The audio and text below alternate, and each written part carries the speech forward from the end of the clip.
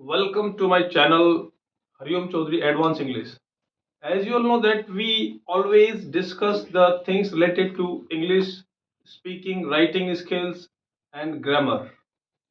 आज हम डिस्कस करने वाले हैं राइटिंग स्किल्स। जैसा कि आप टॉपिक देख सकते हो सभी बच्चों के लिए यूजफुल है। 8वीं का बच्चा हो, 9वीं का हो, 10वीं का हो, 11वीं का हो, 12वीं का हो, आगे तक का हो। यूपीएससी का बच्चा भी जो है अगर इसमें ग्रामर में कुछ अच्छे वोकैब और सब काफी कुछ चीजें सीख सकते हैं। So as our topic says that writing skills for 9th 10th 11th 12th students. तो आज हम राइटिंग स्किल्स की बात करेंगे। Writing skills sometimes become very difficult because we don't have enough vocabulary. So we will discuss it for whether it is CBSE board or Rajasthan board. Clear? Religious festivals in India, Holi, Diwali, Eid, etc. तो आज हम discuss करेंगे जो हमारा topic है वो है writing skills. Clear? सो अब हम इस राइटिंग स्किल्स को लेकर के हम ये जो टॉपिक हमारा रिलीजियस फेस्टिवल्स, इस पर हम आज चर्चा करने वाले हैं कि धार्मिक चीजों के ऊपर क्या है। 10th क्लास में भी आरबीएससी में एक क्वेश्चन पूछा गया, दिवाली पर पैराग्राफ लिखो, ऐसे राइटिंग लिखो, निबंध लिखो। सीबीएसई में आता है आर्टिकल राइटिंग लिखो, और ज्यादा अगर उसका ब्रॉड बात करें तो ऐसे लिखो, निबंध लिखो। तो राइटिंग स्किल्स के अंदर ही सब आते हैं। Now let us discuss them.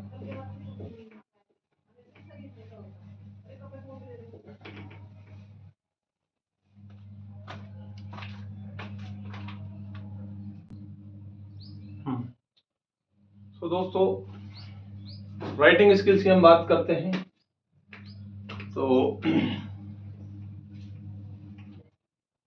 हमारा टॉपिक है राइटिंग ऐसे on any religious festivals in India. तो हम शुरुआत कहाँ से करेंगे, कैसे हम लिखेंगे, राइटिंग में कौन सा टेंस हम यूज करेंगे। सबसे ज्यादा प्रॉब्लम बच्चों के साथ क्या आती है, कोई भी चीज आप राइटिंग कर रहे हो, किसी भी चीज की आप लिखने की कोशिश कर रहे हो, सबसे पहले आप उसमें देखेंगे कौन सी ग्रामर यूज कर रहे हैं, विच ग्रामर इज बीइंग यूज्ड, है ना। ग्रामर में भी मोटी मोटी बात करें तो देखो टेंस, वॉइस, डायरेक्ट इनडायरेक्ट, ये सब का कॉम्बिनेशन सब जुड़े हुए हैं आपस में। कौन सा टेंस यूज करना है, कौन सा वॉइस यूज करना है, प्रीपोजिशन कहाँ लगाना है, कंजंक्शन कहाँ लगाना है, ये सब चीजों का कॉम्बिनेशन से बनता है अच्छा sentence.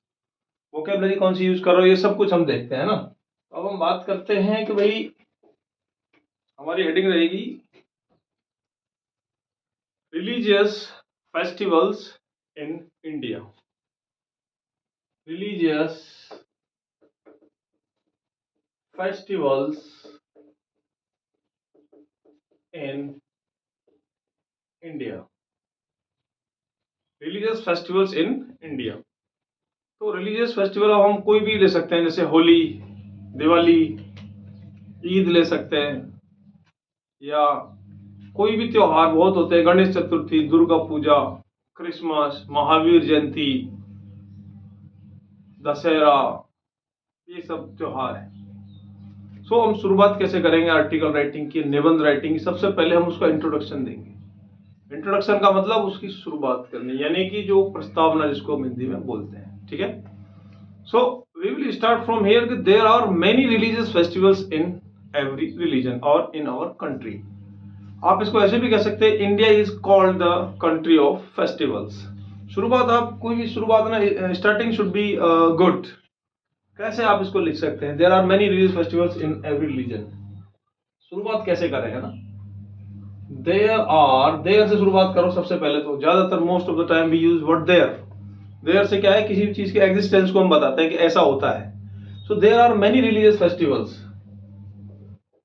There are many religious festivals in India। India में, या फिर हर धर्म में होते हैं, इन एवरी रिलीजन। हर धर्म में क्या होते हैं, there are many religious festivals in India और इन एवरी रिलीजन। हर धर्म में त्योहार होते हैं। ईद मुसलमान भाइयों का हो गया, सिख जो है वैसाखी वगैरह मनाते हैं, हार्वेस्ट। अच्छा, तो ये फेस्टिवल्स होते हैं भाई, ठीक है। आप और ऐसे भी कह सकते हैं, India is called the country of festivals, ऐसे कह सकते हैं, इंडिया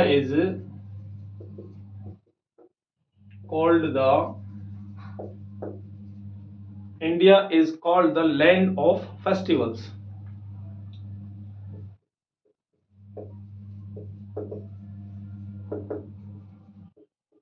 यानी कि जो भारत है त्योहारों की भूमि है। आप देखेंगे हर महीने कोई ना कोई त्योहार आते रहते हैं। तो India is called the land of festivals और कंट्री ऑफ फेस्टिवल्स। वो कहते हैं ना कि शुरुआत कठिन होती है, beginning is the difficult thing.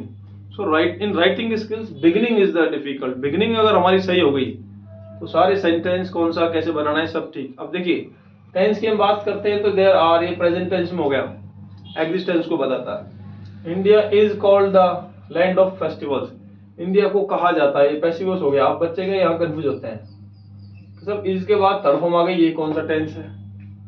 India is called the land of festivals, कौन सा टेंस है ये, India is called the land of festivals.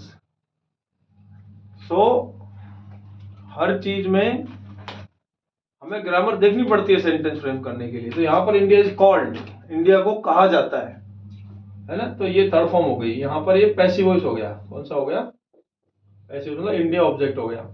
Sentence grammar का टेंस वगैरह ये सब भी हमको देख के चलना है। और हम देखते हैं जैसे कि कई सेंटेंस हमको बनाने हैं। जैसे हम शुरू करते हैं, दिवाली को ले लेते हैं जैसे, मान लो ना, तो Diwali is one of the most celebrated festivals in India. कोई भी त्योहार ले लो आप, सारे सेलिब्रेटेड होते हैं। सेलिब्रेटेड का मतलब होता है जाने माने, इसको सब जानते हैं, ठीक है। सो हम इसको ऐसे भी लिख सकते हैं कि दिवाली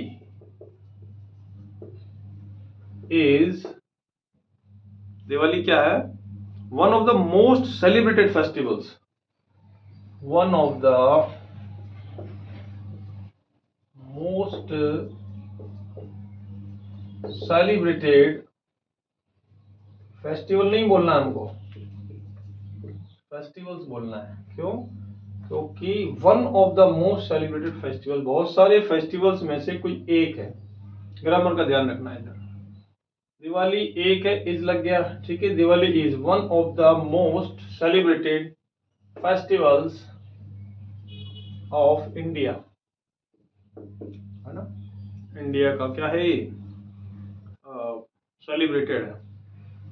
ऑफ इंडिया ये ज्यादा बेटर इसमें होगा, इन इंडिया, क्योंकि इंडिया के अंदर हम इसको सेलिब्रेट करते हैं, ठीक है। कंट्री के अंदर मनाया जाता है, बाउंड्री के अंदर।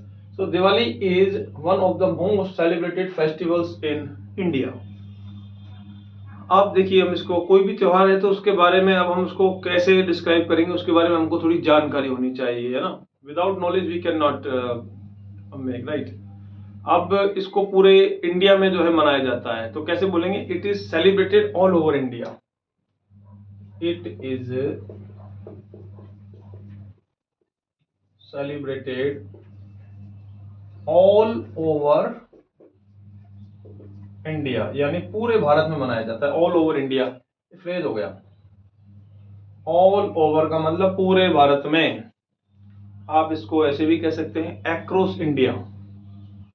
आप इसको ऐसे भी कह सकते हैं, this festival is celebrated across India. Across का मतलब क्या हुआ यहाँ पर ना, ऑल ओवर इंडिया कह लो, या तो या अक्रॉस इंडिया कह लो, across India, across the country कह लो ना। तो अक्रॉस द कंट्री का मतलब क्या हुआ,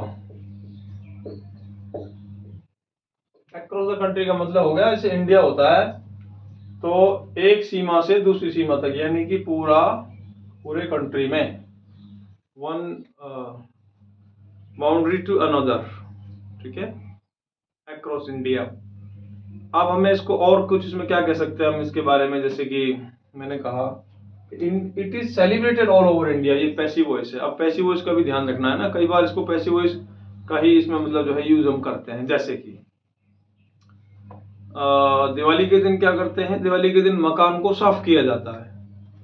तो हम अब सेंटेंस बनाने बैठेंगे कि भाई दिवाली के दिन मकानों को साफ किया जाता है। मकान कुछ नहीं करते हैं, मकानों को साफ किया जाता है। तो ये पैसिव वॉइस ऐसे ही बनता है, पैसिव वॉइस। ठीक है, पैसिव वॉइस में क्या होता है, सबसे पहले हम ऑब्जेक्ट को रखते हैं। जैसे मैंने कहा हाउसेस, मतलब मकान। इज एम आर लगाओ, थर्ड फॉर्म लगेगी इसमें। पैसिव वॉइस में हमेशा इज एम आर के बाद थर्ड फॉर्म लगती है। हाउसेस को क्लीन किया जाता है, हाउसेज आर क्लीन्ड। अब ये क्या है, बहुत से बच्चे ना इंग्लिश पढ़ तो लेते हैं, but they really don't know how to write them और what we are writing. They don't know the exact grammar of the sentences. CBSE के जो most of the students English medium पढ़ते हैं, तो ग्रामर में क्या होता है, they do not pay attention कि भाई कैसे हम सेंटेंस बना रहे हैं। इसमें थोड़ा टाइम देना पड़ता है, और टाइम देना तो लॉजिक लगाना पड़ता है, तो इसलिए थोड़ा सा बच्चे इसको अवॉइड करते हैं। हमें अवॉइड नहीं करना है। लेकिन हाउसेज आर क्लीन मतलब हाउस को साफ किया जाता है, हाउस कुछ नहीं करते। ऐसे ही दिवाली को मनाया जाता है, तो कैसे बोलेंगे, Diwali is celebrated. Houses are cleaned, मकानों को साफ किया जाता है। ठीक है, और जैसे कि डेकोरेट किया जाता है मकान को, कैसे बोलेंगे, हाउसेज आर डेकोरेटेड। मकानों को डेकोरेट किया जाता है मतलब सजाया जाता है। ठीक है, और दिवाली को बड़े जोश के साथ मनाया जाता है, कैसे बोलेंगे इस बात को, दिवाली इज सेलिब्रेटेड। सेलिब्रेट नहीं, सेलिब्रेटेड। पैसिव वॉइस चल रहा है। पैसिव वॉइस में क्या होता है, इज एम आर के बाद हमेशा थर्ड फॉर्म लगाते हैं। दिवाली ऑब्जेक्ट है यहाँ पर, दिवाली कुछ नहीं करी, दिवाली को मनाया जाता है ना, ऐसे कर्ता ने कर्म को, तो ऑब्जेक्ट हो गया यहाँ पर, ये ना हाउस इज ऑब्जेक्ट हो गया। दिवाली इज सेलिब्रेटेड यानी दिवाली को मनाया जाता है। तो दिवाली को मनाया जाता है, बड़े जोश के साथ मनाया जाता है, तो हमको वोकैब भी आनी चाहिए। Diwali is celebrated with great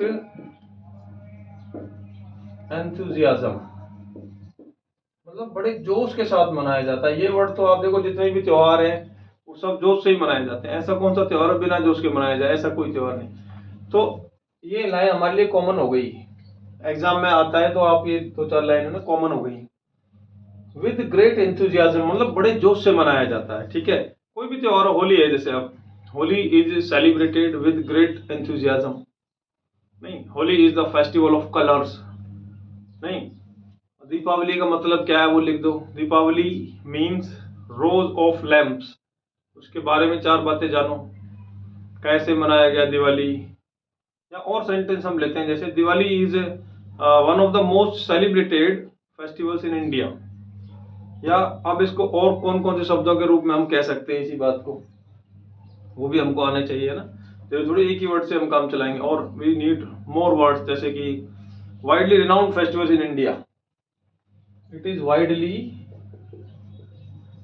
renowned festival in India, मतलब वाइडली रिनाउंड।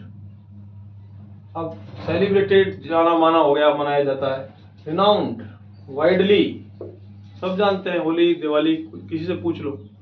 तो widely renowned festival in India, widely renowned मतलब जाना जाता है, सब जानते हैं इसको, वाइडली रिनाउंड, रिनाउंड बोलेंगे इसको। ठीक है, और वर्ड्स लीजिए, जैसे कि ये एक बोलते हैं ना, एक वर्ड है सिग्निफिकेंट, कि ये कैसा, it plays a significant role. Significant का मतलब होता है महत्वपूर्ण, important.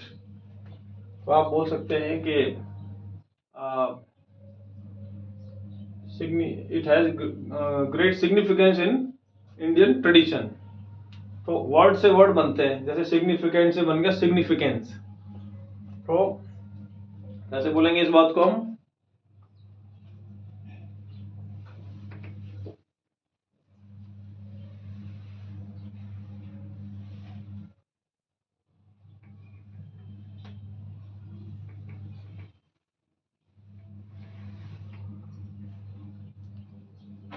Diwali has great significance. Great significance, significance मतलब इम्पोर्टेंस, ऐसे वर्ड यूज करने हमको।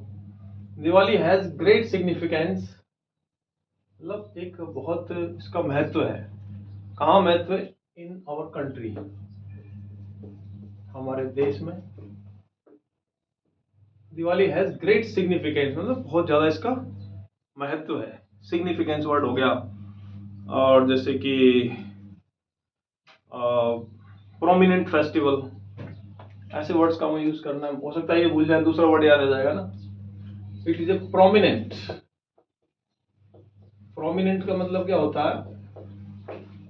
It is a prominent festival. Prominent का मतलब ये होता है, इट्स प्रोमिनेंट मतलब इम्पोर्टेंट, बहुत ज्यादा इसकी वैल्यू है, उसको बोलते हैं प्रोमिनेंट। ठीक है। Diwali means Diwali is a symbol of light, है ना, और light is a symbol of knowledge. मतलब दिवाली का मतलब क्या हुआ? ऐसे हमें वर्ड में से वर्ड निकालना है। जैसे दिवाली आ गया, तो दिवाली का मतलब क्या है? दिवाली मतलब दिए, दिए मतलब जलते हैं, तो जलने से क्या मिलती है? Light. Diwali is a symbol of light. Light means Prakash, enlightenment, यानी कि it is a symbol of knowledge. Light का मतलब प्रकाश, मतलब नॉलेज, तो it is a symbol of knowledge. किसका प्रतीक है ये? नॉलेज का प्रतीक है। नॉलेज का मतलब ज्ञान, और ज्ञान प्राप्ति महात्मा बुद्ध को हुई थी। तो महात्मा बुद्ध को जो प्राप्त हुई थी ज्ञान, उसको जैसे 10th क्लास में एक चैप्टर है सरमन एट बनारस, उसमें दिया हुआ है कि महात्मा बुद्ध गॉट एनलाइटनमेंट। एक वर्ड है नॉलेज से, लाइट, लाइट से बना नॉलेज, और इसी से बना एक वर्ड है एनलाइटनमेंट, है ना। तो एनलाइटनमेंट नॉलेज को कहते हैं, एनलाइटनमेंट, है ना। यानी कि कुल मिला करके जो दिवाली है वो प्रतीक हुआ ज्ञान का। और इसको थोड़ा और डिटेल में कहें तो it is a symbol of goods victory over evil. It is a symbol of, Diwali किसका सिंबल है? Diwali is a symbol of, is a symbol of, Diwali is a symbol of goods victory, मतलब अच्छाई की विजय। गुड्स विक्ट्री यानी कि अच्छाई की तो हुई विजय, इसके ऊपर, ओवर इविल। इविल का मतलब होता है बुराई। तो it's a symbol of goods victory over evil, यानी कि बुराई पर अच्छाई की विजय। अब विजय को ट्रायम्फ भी बोलते हैं, TRIUMPH, ट्रायम्फ, है ना। हमें करना क्या है actually?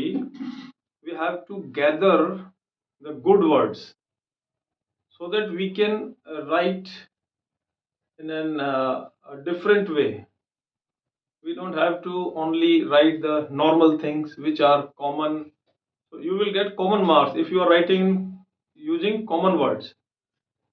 We have to means write some difficult words, advanced vocabulary we have to use, like Diwali is a auspicious day, and as a vocab hum we have to collect good vocab to write in any creative writing. We don't have to parrot or mug up the things. We have to learn and understand them. जैसे कि Diwali is an auspicious day. Auspicious, Holi, Holi के बारे में अगर आप कुछ जानते हैं तो वो लिख दो, ईद के बारे में कुछ जानते हैं तो वो लिख दो। इस फेस्टिवल के बारे में जितना आप एक्सप्लोर करोगे उतना ही आप जो है उसमें बता पाओगे, कोई भी चीज हो। ऐसे राइटिंग का मतलब होता है we are sharing our knowledge with few words. अब रॉबर्ट फ्रॉस्ट ने एक बात कही है कि the whole thing depends on how you say the things, यानी कि आप बात को लिखते कैसे हो, कहते कैसे हो, इससे बहुत फर्क पड़ता है। होने को तो दिवाली को सिंपल कह देंगे, दिवाली होती है, दिए जलाते हैं, पटाखे फोड़ते हैं, बस खत्म। But there are lot of things to be explored. बहुत सी चीजें होती है इसके अंदर, कैसे हम लिख रहे हैं, कौन से वर्ड्स यूज कर रहे हैं, है ना। तो मैंने बताया ऑस्पिशियस डे, तो हमें ऐसे वोकैब आनी चाहिए। ऑस्पिशियस, ऑस्पिशियस का मतलब होता है पवित्र, शुभ, मतलब जिसको बोलते हैं ना शादी के कार्ड में लिखा होता है शुभ। You are invited on auspicious occasion of the, तो ऑस्पिशियस का मतलब हो गया शुभ, ये वर्ड्स हमें आने चाहिए। और जैसे इस धार्मिकता से रिलेटेड हमें सभी शब्द आने चाहिए, जैसे कि भक्त को क्या कहते हैं, डिवोटीज। डिवोटीज डिवोटीज अब जरूर नहीं है कि होली दिवाली पे आ रहा है, तो हो सकता है उससे रिलेटेड कोई त्योहार पूछ लिया हो, कोई और ऐसा फेस्टिवल हो, जैसे कुंभ का मेला है, तो मेले में क्या जाते हैं, भगत लोग जाते हैं। तीर्थ यात्रा पर कौन जाते हैं, तीर्थ यात्रा को क्या बोलते हैं, तो डिवोटीज तो होते हैं भक्त। तीर्थ यात्रा को क्या बोलते हैं हम, तीर्थ यात्रा बोलते हैं पिलग्रिमेज। पिलग्रिमेज का मतलब होता है तीर्थ यात्रा। और तीर्थ यात्री को क्या बोलते हैं, पिलग्रिम्स। पिलग्रिम बोलते हैं। कोई ना कोई त्योहार किसी ना किसी चीज का प्रतीक होता है, तो एक वर्ड हम यूज करेंगे सिंबलाइज। कौन सा वर्ड यूज करेंगे, सिंबलाइज। ये होते हैं तीर्थ यात्री। एक वर्ड होता है सिंबलाइज। सिंबलाइज का मतलब होता है प्रतीक होना, प्रतीक होना। कोई ना कोई चीज किसी ना किसी का प्रतीक होती है। जैसे दिवाली किसका सिंबल है, लाइट का, तो कैसे बोलेंगे, दिवाली सिंगुलर सब्जेक्ट हो गया, सिंबलाइज, सिंबलाइजेज। देखो एस एस ई भी होता है, जेड ई भी होता है ना, दोनों ही होते हैं, कोई दिक्कत नहीं, कोई सा भी लिख लो। दिवाली सिंबलाइजेज लाइट, लाइट का प्रतीक है या विक्ट्री का प्रतीक है, तो Diwali symbolises victory over evil, बुराई के ऊपर विजय हो गई। ऐसे वर्ड्स हमें आने चाहिए। We need to know more words to write in an effective way, ठीक है। हम ऐसे बोलेंगे दिवाली इज कंसिडर्ड, मानी जाती है ना, लोग मानते ही हैं, बिलीफ होते हैं लोगों के। तो दिवाली इज कंसिडर्ड, दिवाली को क्या माना जाता है, आपको मालूम होना चाहिए। इज कंसिडर्ड, क्या माना जाता है इसको, इसको कोई अच्छा ही त्योहार माना जाता है, इसको एक मतलब जो है festival, prominent festival, is considered a prominent festival.